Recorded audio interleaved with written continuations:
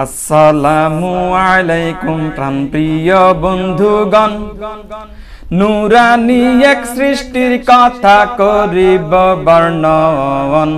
ইমানি জজবার সহিত তা করিবেন শ্রবণ। মুমিন হে মহান আল্লাহর বিস্ময়কর সৃষ্টির অপার নিদর্শন, যাদের মারফত দয়া রহমত আজব করেন বর্ষণ। ফেরেশতারা বিশ্ব জগতের আরেক আকর্ষণ। মুমিন হে ফেরেশতাদের মধ্যে যিনি বিশেষ মর্যাদাবান, আল্লাহর সবচেয়ে নিকটবর্তী প্রসিদ্ধ যাহার নাম জিবরিল আমিন রুহুল আমিন আলাইহিস সালাম। মুমিন হে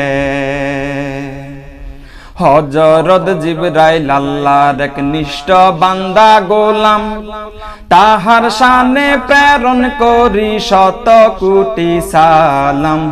এই ফেরেশতা বহন করেন আল্লাহর সকল কালাম। মুমিন হে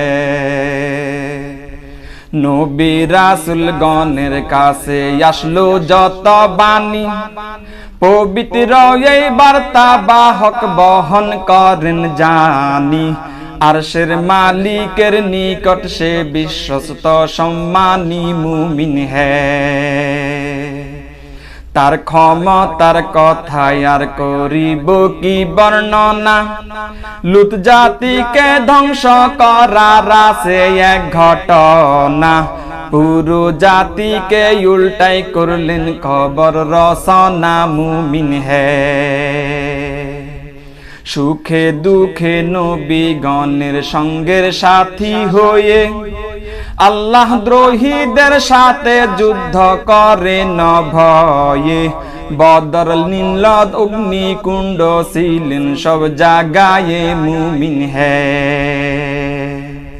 সবচেয়ে বেশি যার খেদমতে করতেন তিনি গমন, আল্লাহর বাণী থেকে আসমান জমিন মেরাজ ভ্রমণ। হাবিবুল্লাহর অনেক কাজে ছিল অংশগ্রহণ। মুমিন হে হাদিসের এক বর্ণনায় এই কথা লেখায় আছে, 24,000 বার আসিলেন রাসূলুল্লাহর কাছে। আল্লাহর দেয়া ইলম শিক্ষা দিলেন নানান বেশে। মুমিন হে তিনি জমিনে দাঁড়ালে মাতা সইতা রবি, তার পূর্ণ সুরত দুইবার দেখলেন আল্লাহর নবী। দুই কাঁধের দূরত্ব 500 বছরের পথ অবধি। মুমিন হে ডানা থেকে ঝরে হীরা ইয়াকুতার মতি, যেমন প্রকাণ্ড দেহ তার তেমন পাখার গতি। আল্লাহর ভয়ে সদাই তবু শির থাকে তার নতি। মুমিন হে ফেরেশতাদের সরদার তিনি সবার রাস্তা ভাজন, আসমানের ফেরেশতা সব তার করে অনুকরণ। সম্মানিত সেই ফেরেশতার আছে একদিন মরণ। মুমিন হে